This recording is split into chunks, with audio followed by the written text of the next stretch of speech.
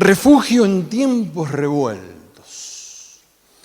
Cuando tenía esta palabra, hace varios días que daba vuelta en mi corazón, mi mente, el Señor obra así conmigo, me da un título, por así decirlo, una palabra, y después tiene que decir, Señor, me metiste en un lío. Y bueno, digo, uno prepara el flyer, la publicidad para mandar, y buscaba imágenes sobre la paz. En los tiempos revueltos tiene que haber paz. Y en los distintos lugares donde hay bibliotecas enteras por así llamarlo, de fotos, la gran mayoría estaban con filosofías orientales. Me sorprendió, porque buscaba otra cosa, no buscaba la palomita y esas cosas clásicas, una gotita de agua cayendo allí, y me hizo reflexionar, ¿por qué los orientales, filosofías orientales, budistas, por qué ellos buscan la paz?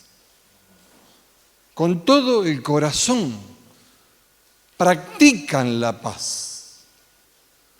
Buscan en su interior la paz, no en lo externo. Por eso no tienen controversias tontas, discusiones sin sentido, que no los llevan a ningún lado. Y ¿saben qué? Que les da resultado. Les da resultado. Por eso mucha gente mira y lee sobre esas filosofías. Porque ven un resultado. Porque ven que en medio de la turbulencia, de lo revuelto, ellos mantienen la paz. Y no es fingida, no. Porque es adentro. Digan conmigo, adentro. Cuando entendamos que es adentro, las cosas cambian. Pero radicalmente. Porque se hacen tratados de paz en el mundo, se violan y la guerra de nuevo. Ciudades que llaman La Paz acá en Entre Ríos, La Paz Bolivia, y no viven en paz.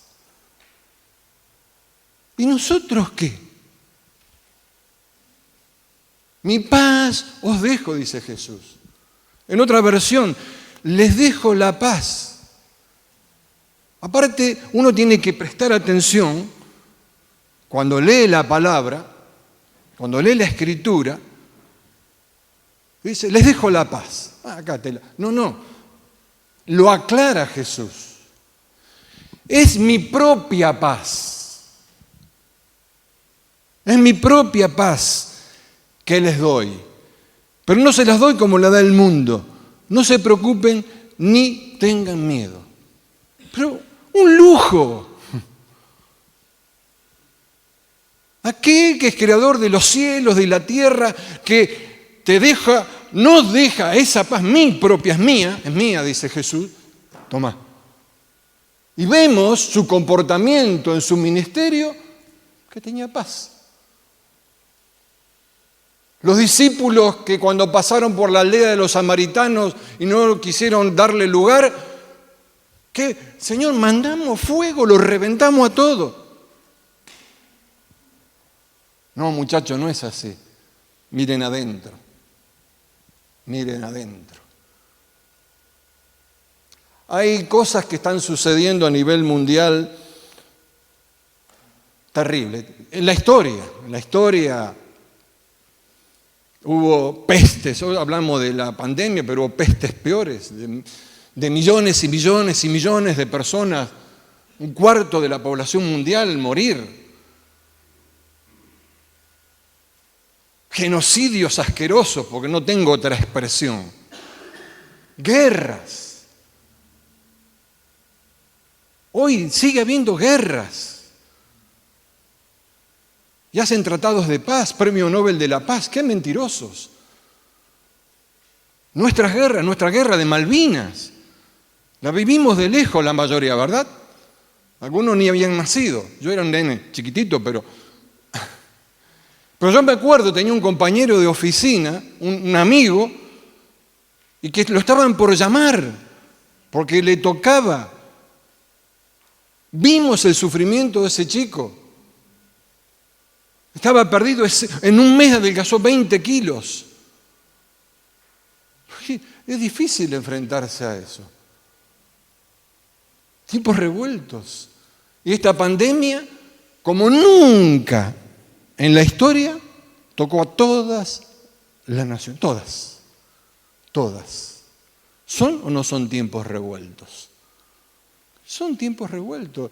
Algunos ya los expresé en algún mensaje, que el fin del mundo, que el 666. ¿Por qué no predicamos la palabra? Esto es un preludio, quizás, porque tocó todas las naciones y es un preludio a lo que un día regrese el Señor, pero faltan muchas otras señales. Parece que algunos están apurados que venga porque se quieren salvar ellos. Ir por todo el mundo y predicar el Evangelio, no quiero que se pierda nadie, dice Jesús. Pará. Dios puso el mundo en pausa, la teclita de pausa, como tenés, pausa. Especialmente para nosotros, los hijos, a ver qué hacemos, cómo reaccionamos. Y no hemos entendido, Porque uno ve cada cosa, nos cuesta entender. Nos cuesta entender. Y esto trae esa turbulencia, revuelto, confusión. Yo también, uno de los primeros mensajes de la pandemia, hablé de la confusión que había, que se mezclan las verdades con mentiras. Hoy escuchando, yo no le creo a nadie, ni al opositor, ni al oficialista, ni a los científicos, porque hay opiniones no podés creer. No puedes detenerte. Son estrategias para confundir, para que justamente río revuelto, ganancia de pescador, dice el dicho, ¿no? Pasa que los pescados somos nosotros. En doble sentido, que nos pescan y nos toman por pescado. Por eso no tenemos que prestar oído a cualquier cosa. Aún en las cosas, estos son cosas magníficas a nivel mundial, pero en las cosas menores también. Las cosas sencillas, prácticas del día a día. Tenemos que afinar nuestros oídos. Hay un filósofo llamado Sócrates, no pues yo conozca de filosofía, Me acuerdo siempre de Sócrates, que fue maestro de Platón y Platón de Aristóteles. ¿Saben por qué? Porque en la secundaria nos dijeron una regla mnemotécnica. Acordate de soplar. No se me olvidó nunca. Soplar. Sócrates, Platón, Aristóteles. Y Sócrates dice que tuvo y expresó, está escrito, que una vez un discípulo se le acerca, le dice: maestro, hay un amigo suyo, me dijeron que está hablando muy mal de usted. Vamos a ver si pasa los 3 filtros. Entonces el primer filtro es: ¿estás absolutamente seguro de lo que vas a decirme es verdad?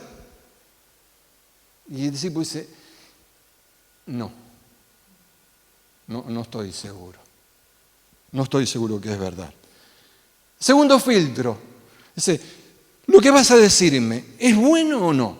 Y no es bueno, es totalmente lo contrario. Para nada bueno. Entonces le dice: ¿vas a decirme algo malo, pero no estás totalmente seguro de que sea cierto? Y el discípulo dice: sí, admitió que era así. Bueno, el tercer filtro le dice: ¿me va a servir de algo lo que tienes que decirme de mi amigo? No le va a servir, don Sócrates, pues lo llamaba así en intimidad. Entonces le dice al discípulo: si lo que deseas decirme no es cierto, ni bueno, incluso no es útil, ¿para qué quiero saberlo? Ya 350 años antes de Cristo, 400, porque decimos: pero un filósofo, no, marcó. Sócrates, soplar, marcaron un antes y un después también en los estudios de todas las ciencias. No eran cualquiera. Ya lo decía. Ese verdad, bondad y utilidad es un filtro que todo que tenemos que tener cuidado con lo que vamos a decir y con lo que vamos a escuchar. ¿Por qué? Porque crean cosas turbulentas, revuelven cosas que no traen paz, que dañan. Es así, ¿eh? Eso que se dijo tantos siglos atrás sigue vigente. Sigue vigente en nuestros días. Hay mucha información que confunde, como decía antes, verdades totalmente distorsionadas. Y vos decís, ¿cómo es esto? Cuando uno ya sos maduro, ya... Pero hay gente que se la pasa mal. Pero la pasa realmente mal. Entonces, sobre que todo es revuelto, esa revolución interior que no lleva a ningún lado, que no conduce a absolutamente nada. Un mar revuelto que trae toda porquería. Cuando hay esas tormentas, entonces hay porquería. Hay que buscar refugio. Buscar refugio. ¿Y qué mejor ejemplo que Jesús? En el capítulo 14 de Mateo, estaba allí en el verso 1, que Herodes había escuchado de la fama de Jesús, dice. Y este Juan, el Bautista, resucitado de los muertos, y por eso actúan en él poderes. Las oraciones que tenían los criados. Pero porque Herodes había prendido a Juan y le había encadenado y metido en la cárcel por causa de Herodías, mujer de Felipe el hermano, su hermano. Porque Juan le decía, no te es lícito tenerla. Le dijo, la verdad, te estás equivocando. No podés hacer eso. No le correspondía decir a él a eso. No fue enviado a eso. Él fue enviado a abrir el camino a Jesús. No tenía otra misión, pero le gustaba hablar a Juan también.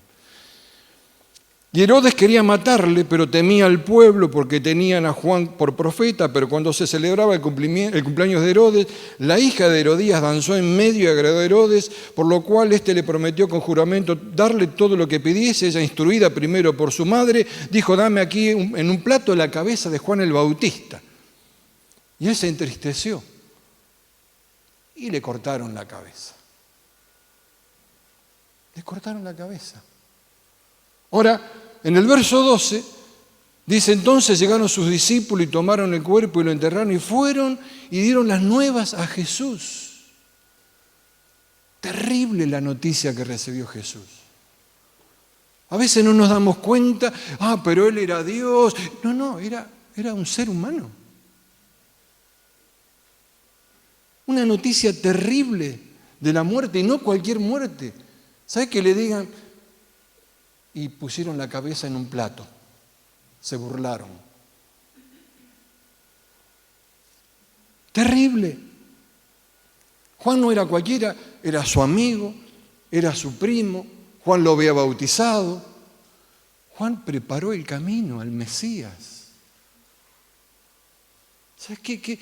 ¿De haber quedado un hueco en su alma, un agujero en su corazón? ¿O te crees que no, porque era Jesús? No. Terrible, es que no lo vemos de esa forma. Ay, Jesús, ayúdame. Ay, Jesús. Miremos lo que él pasó. Y nos dejó instrucciones, enseñanza. Todo pedido, no. Pon en práctica la palabra, te diría en mi idioma.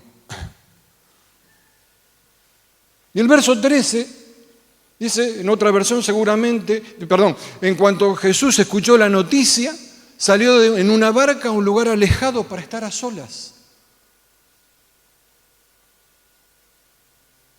Buscó refugio.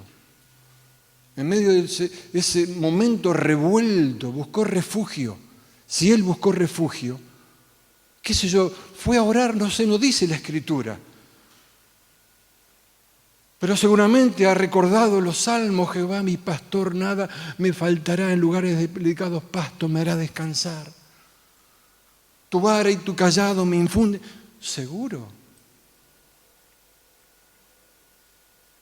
¿Qué te cree? ¿Fue a orar? ¿A qué? ¿A planear una venganza? Y si seguimos leyendo, la gente se enteró dónde estaba y multitud, y siguió sanando, siguió obrando, siguió haciendo.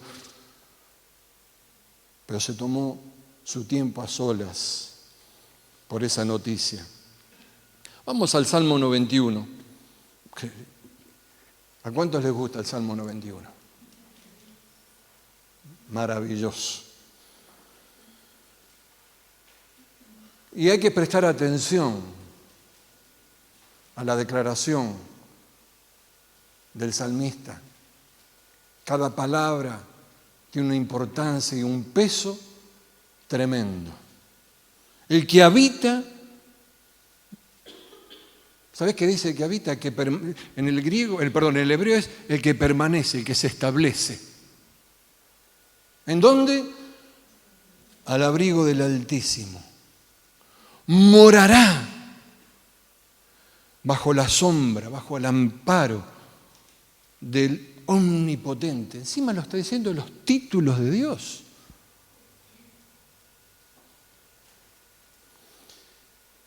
Diré yo a Jehová, esperanza mía. Esta palabra esperanza es refugio también. Y castillo mío, mi Dios, ¿en quién confiaré? Él te librará del lazo del cazador, de la peste destructora. Con sus plumas te cubrirá y debajo de sus alas estarás seguro. Escudo y adarga es tu verdad, tu palabra. No temerás al terror nocturno, ni saeta que vuele de día, ni pestilencia que ande en la oscuridad, ni mortandad que en medio del día destruya. Caerán a tu lado 1000 y 10.000 a tu diestra, mas a ti no llegará. Ciertamente con tus ojos mirarás y verás recompensa de los impíos, porque has puesto a Jehová, que es mi esperanza. Has puesto, has atesorado, has afirmado al Altísimo por tu habitación. ¿Te das cuenta de tu habitación? Tu habitación, lugar tuya, intimidad. No te sobrevendrá mal ni plaga tocará tu morada, pues a sus ángeles mandará cerca a ti que te guarden en todos tus caminos. En las manos te llevarán para que tu pie no tropiece en piedra. Sobre el león y las pid pisarás, hollarás del cachorro del león y al dragón. Pero cuando en mí ha puesto su amor, yo también lo libraré. Lo pondré en alto por cuanto ha conocido mi nombre. Me invocará y yo le responderé. Con él estaré y yo en la angustia lo libraré y glorificaré. Lo saciaré de larga vida y mostraré mi salvación. Es tremendo. Tremendo lo que el salmista expresa acá poéticamente, pero con unas verdades. ¿Pero cómo que sucede esto? ¿Cómo? El que habita al abrigo del Altísimo. No en cualquier otro lugar. Ahí es el lugar, ese es el refugio. Ahora, mucha gente, últimamente no lo he visto, pero en muchas oportunidades que he ido a casas de familias, encontrabas una mesita chiquita y la Biblia grandota abierta en el Salmo 91, el Salmo de la protección. Superstición. Superstición. ¿Vos te crees que puede tener la Biblia abierta? No, tenela en el corazón. En el corazón se trata. Creerlo se trata. Y como una vez les comenté que uno se puso la Biblia debajo de la almohada porque le protegía, terminó una tortícola y el tipo... ¿Qué te pasó, Doblico? No. Porque los evangélicos también somos supersticiosos. Muchas veces. Lamentablemente, teniendo algo tan rico como la palabra. Y se puede estar al abrigo del Altísimo. Cuando Jesús murió, se rasgó el velo del templo para que todos tengamos acceso a esa presencia, al trono de Dios. No lo creemos. Nos cuesta. Un oriental, como decía, vive en paz porque cree todo lo que cree.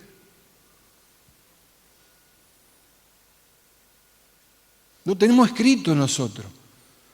Es posible habitar al abrigo del Altísimo, que es su presencia, sombra del Omnipotente.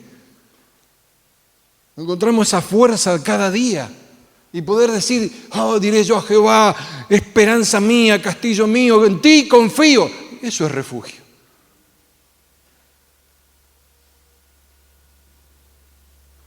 Eso es refugio.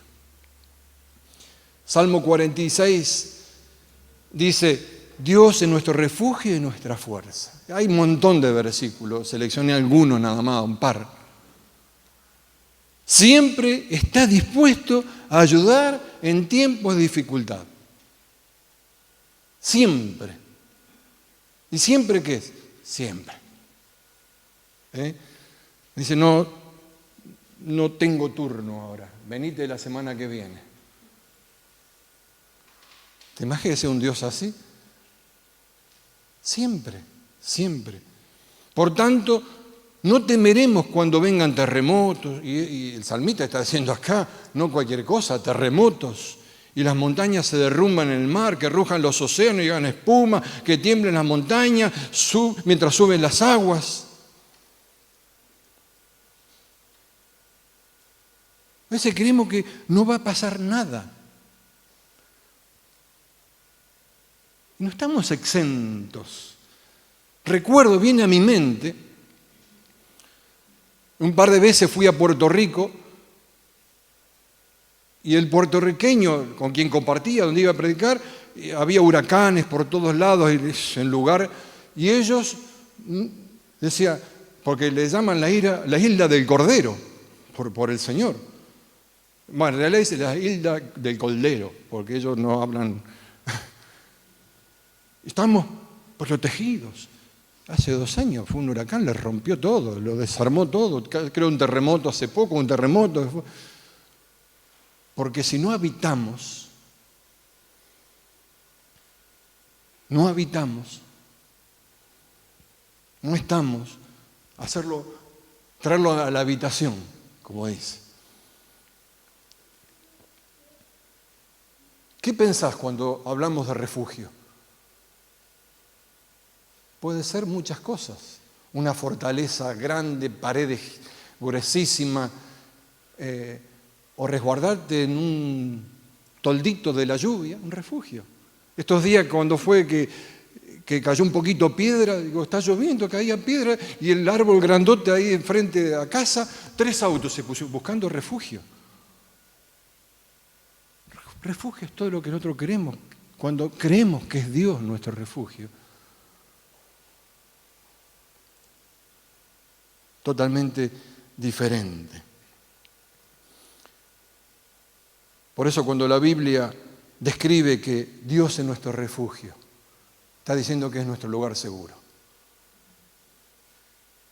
Contra la adversidad, contra las tormentas. Pero también 4 cositas quiero compartirte. Y tenemos que aprender el refugio de la fe. Sin fe es imposible agradar a Dios.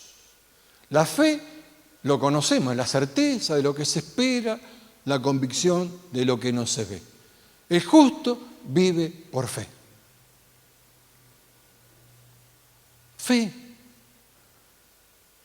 La palabra fe en el hebreo es emuná, y la raíz de esa palabra significa también lealtad, permanecer comprometido a algo incluso en circunstancias difíciles. Por eso el Señor dice, habita al abrigo del Altísimo. No en otro lugar, no en otro lugar.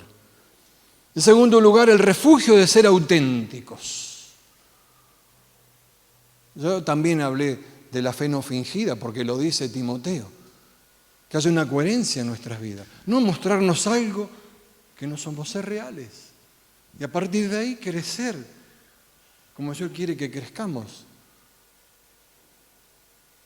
Pero es así. Si uno es auténtico es un refugio también, no hay dobleces.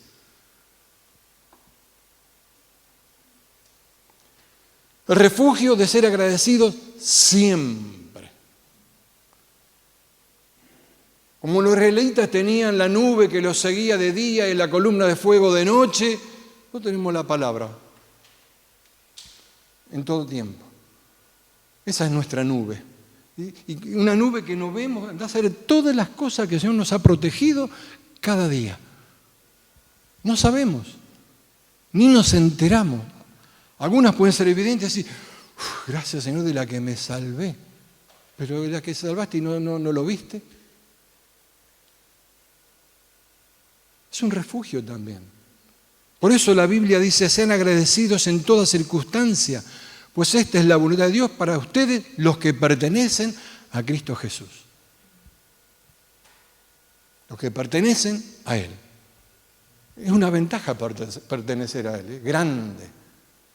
Muy, muy grande. El refugio, en cuarto lugar, de la oración y del clamor.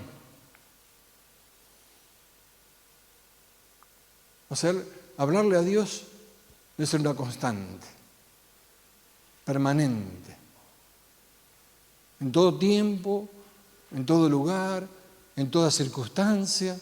Es un refugio. Es un refugio. Cuando estamos perdidos, cuando estamos asustados, confundidos, mal, cuando estamos alegres, que todo va bien, ahí nos olvidamos. Muchas veces. Cuando todo va mal, todo hoy, este tiempo, lo he dicho otras veces, en la pandemia, mucha gente, Dios, después pasa y se olvidaron de Dios. Vuelven a su rutina. Y aún cristianos también. Cristianos también. Por eso, Efesios dice, orando en todo tiempo, con toda oración y súplica en el Espíritu, y velando en ello con toda perseverancia y súplica por todos los santos.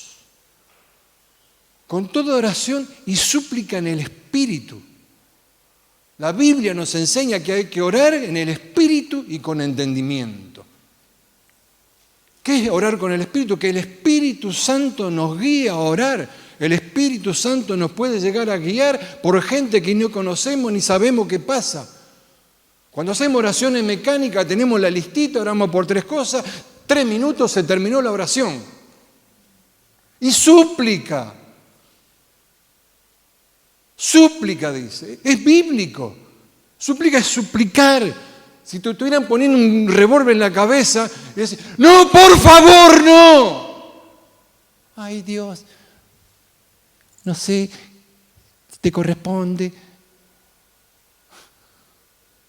Pero es bíblico, es nuestro refugio. Nos da esas herramientas. ¿Por qué no usamos las herramientas que Dios nos da? Menospreciamos. Por eso comencé diciendo de estos filósofos, los orientales, aún la ciencia que hacen la mirada interior y consiguen la paz.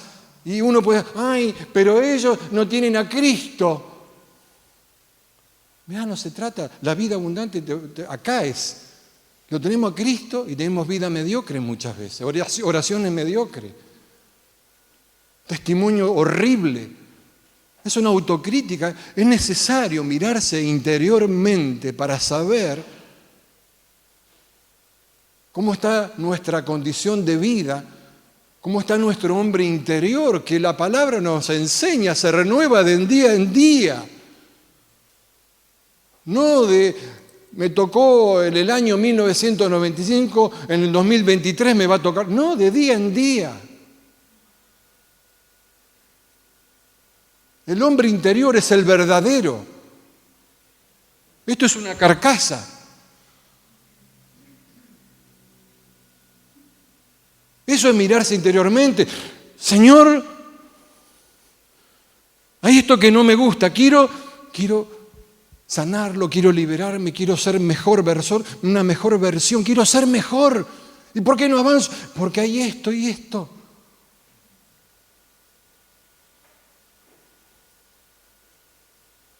Nos asustamos de mirarnos interiormente. Por eso vivimos tiempos revueltos como lo vive cualquier hijo de vecino.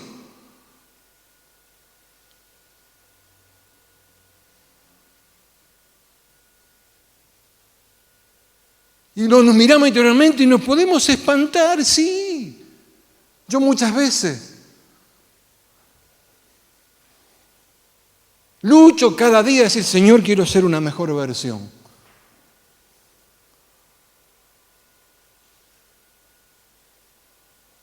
Quiero ser mejor, Señor. Porque ser mejor es identificarme con vos. Porque la imagen que fue creada es eso, yo la estoy desvirtuando. El crecimiento que me habla es eso. No es el conocimiento. Es bueno la palabra que siempre tenerla, porque esa nos ayuda a cambiar, a transformarnos. Pero cuando lo hacemos intelectualmente, para tenerla en nuestra boca porque me acuerdo de memoria nada más, no es vivirla. Entonces miro a mi alrededor como, les vuelvo a mencionar estos orientales, digo, la pucha, les funciona. Nos tendría que funcionar mucho mejor a nosotros.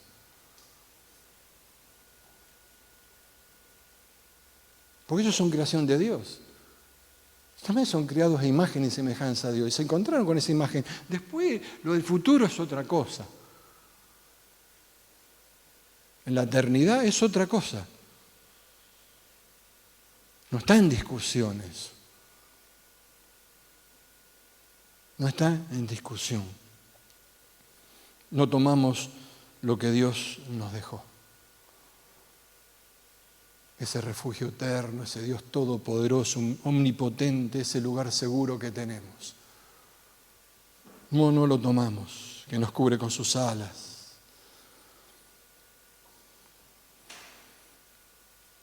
El Salmo 27:5 dice, en tiempos de aflicción en Él me refugiaré. O Él me refugiará, dice esta otra versión. Él me esconde en su tabernáculo y me guardará en una roca. ¿Quién es la roca? ¿Quién es la roca? Yo me refugio. ¿Quién me esconde? ¿No es maravilloso? ¿No es maravilloso? Y David lo declara también en el Salmo 32. Tú eres mi refugio, tú me salvarás de la angustia, con cánticos de liberación me rodearás. O sea, cánticos de liberación, el Señor.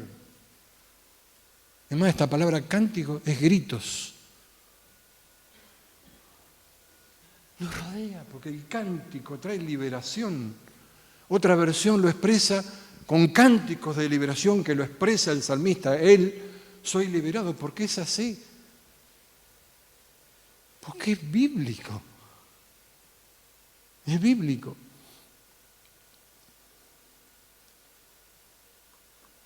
El Señor es nuestro protector. ¿Cuántas cosas tenemos en la Biblia? Castillo, torre fuerte, refugio. ¿Cuántas cosas? ¿Cuántas cosas? Fortaleza. Por eso tenemos que aprender a permanecer en su presencia, al abrigo del Altísimo. Al abrigo, permanecer, aprender a caminar con Cristo. Una caminata con aquel que dio su vida, espiritualmente hablando, esa caminata. Aquel que, cuando todos los discípulos estaban aterrados porque la tormenta a la barca la sacudía y él, Señor, no tenés miedo que perezcamos. Basta, tormenta. Porque tenía que paz interna. Creía en aquel que lo había enviado y que se hizo hombre. Porque creía en la palabra.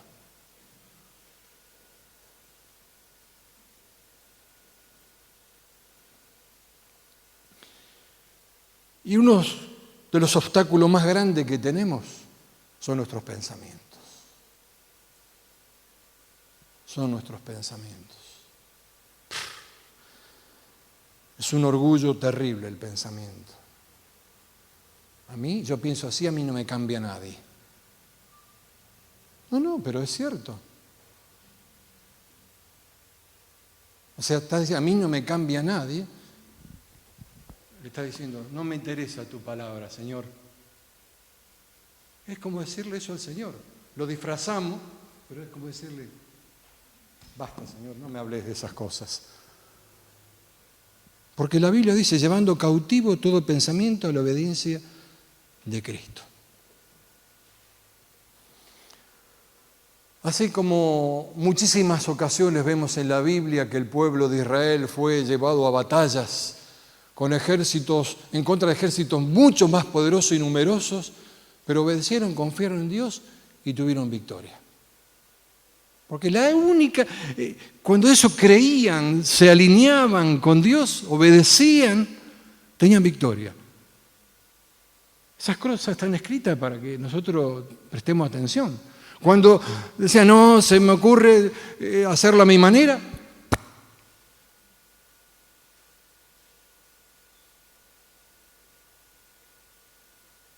Ahora, pastor, no va a ocurrir nada en mi vida. ¿Quién te dijo que no? El mejor amigo de Cristo le cortaron la cabeza, Lázaro murió. Después lo resucitó. Para terminar un versículo. Y acá cierro. Estas cosas os he hablado para que en mí tengáis paz. O sea, les doy mi propia paz. Nos habla cosas para que tengamos en él paz. Y en el mundo tendréis aflicción, pero confiad, yo he vencido al mundo. En el mundo está revuelto, pero yo soy el refugio.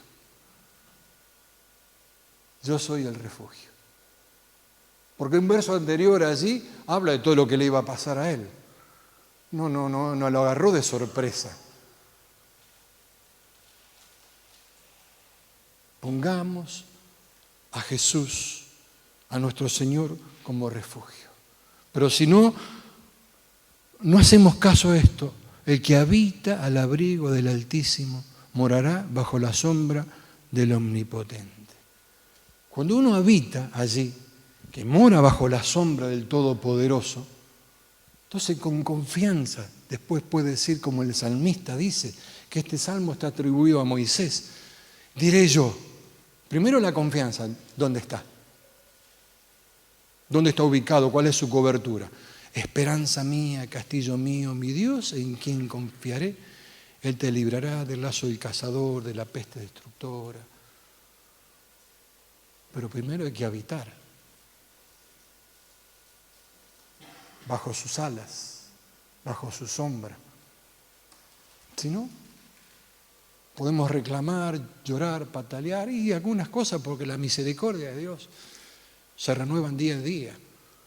Entonces, a pesar de nuestros errores, de la incredulidad, de los cabezones que somos, cada día el Señor, como se nos dijera, te doy una oportunidad más este día. Eso es lo que quiere decir, se renueva la misericordia día tras día. Te doy una oportunidad más este día, aprovechala. Búscame.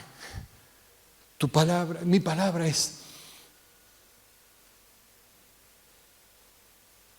Amén. Vamos a cerrar nuestros ojos.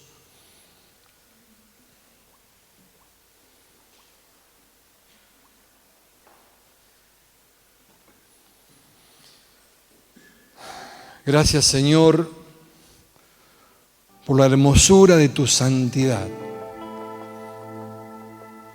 Gracias por la riqueza de tu palabra. Gracias por tus verdades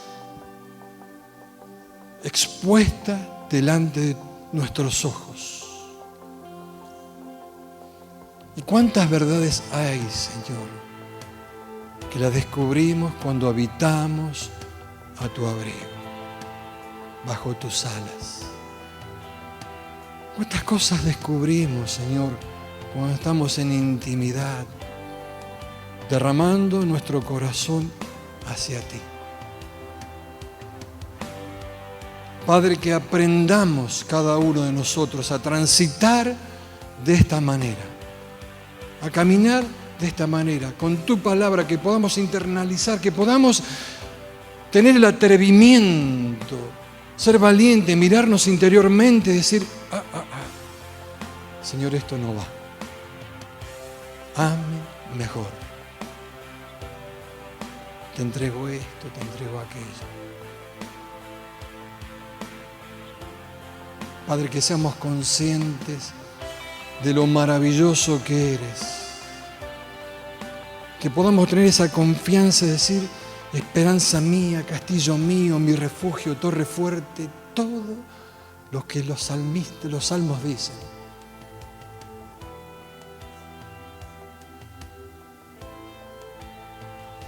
Padre, gracias por este tiempo, gracias por tu palabra.